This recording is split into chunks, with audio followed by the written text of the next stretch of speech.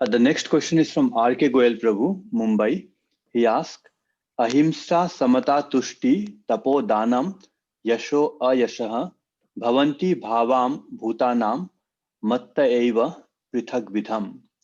Arjuna was trained professional in the field of killing as a warrior.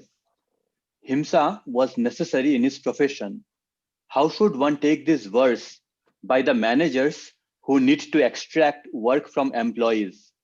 Is limited verbal offense allowed for them? Thank you. No one should act with any ahankara. That's what is very important. So if we are not having ahankara, so then whatever you do, it is not a mistake. That's what is very important. So we also know that everyone is under the modes of nature. Everyone is acting under the modes of nature. That's what we need to understand. So that way, with the knowledge of Bhagavad Gita, we should know everyone's behavior. We will be able to see, we have to be a spiritual doctor basically. We should be, when we go, for example, if we have some disease or something in our body, something, so what the doctor will do, they diagnose. So they will ask different questions. What is happening? Is it hurting here? What is doing? All those things. So then they will understand why it is the problem. Of course, these days, many allopathy, basically, they give the medicine which actually stops the symptoms, basically. But we need to solve the root cause of the problem. That's what is very, very important. So for example, if somebody is having an acidity problem, so just taking an antacid is not a solution. Or even taking a proton pump inhibitor is not a real solution.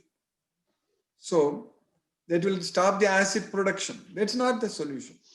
So the solution, we need to find out the root cause. So like that, here we need to understand the root cause. We need to understand, we should be able to actually know if the behaviors of each person with the knowledge of Bhagavad Gita, we should understand the modes of nature, how everybody is influenced by the modes of nature. So as a manager or as a person who is controlling other people, so if we are having the knowledge of Bhagavad Gita, if we act, if we are not influenced by ahankara, not influenced by the modes of nature, then whatever you do, whatever way you are trying to control, so that will be right only. But you will not affect others. So you will do things according to Bhagavad Gita. Again, it's according to Shastra. That's what is very important. So it is according to Shastra we need to do. This Bhagavad Gita is the Shastra. So anyone who has got the complete knowledge of Bhagavad Gita, he will get the guidance from Krishna, because this Bhagavad Gita is the guidance, and Bhagavad Gita has got the questions for answers for all questions, everything, all the questions. So all the questions means all the questions related to our self, our activities, the purpose of life, the goal, the mind, senses, intelligence, relationship between all those things, our behavior, everything. So it's basically, it's a behavioral science. Bhagavad Gita is a behavioral science. It should be taught. It should be taught as a behavioral science. So it should be a subject in the psychology department. So this Bhagavad Gita is a very important subject. It's very important science. So that way, if we act as per Bhagavad Gita, then there is nothing wrong.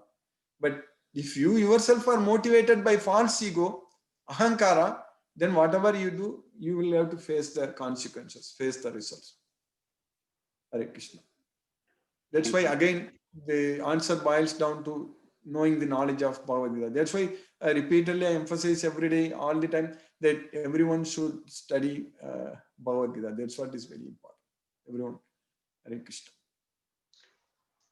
Thank you, Guruji.